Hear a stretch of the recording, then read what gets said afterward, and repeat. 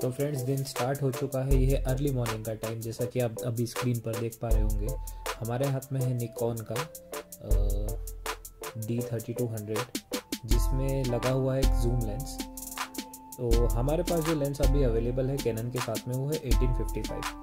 तो चलिए दोनों लेंसेज से हम फ़ोटोज़ क्लिक करते हैं। बर्ड फोटोग्राफी हम चेक करते हैं कि हम वाकई में बर्ड फोटोग्राफी 1855 mm लेंस से कर पा रहे हैं या नहीं। क्योंकि जहाँ तक मेरे नॉलेज में है, एक कहीं ना कहीं बाउंडेशन होती है, एक लिमिट होती है। उस कारण हम एक लिमिट तक ही अलग अलग लेंसेज से अलग अलग टाइप के फ़ोटोज़ खींच पाते हैं। तो दोनों लेंसेज से हम कुछ फ़ोटोज़ खींचेंगे और आपके सामने रखेंगे कुछ सैम्पल्स। तो बहुत ही अमेजिंग प्लेस है। अगर आप इंदौर में सिरपुर लेक पर आकर बर्ड फोटोग्राफी करना चाहते हैं तो आप आ सकते हैं। चलिए देखते हैं कुछ सैम्पल्स।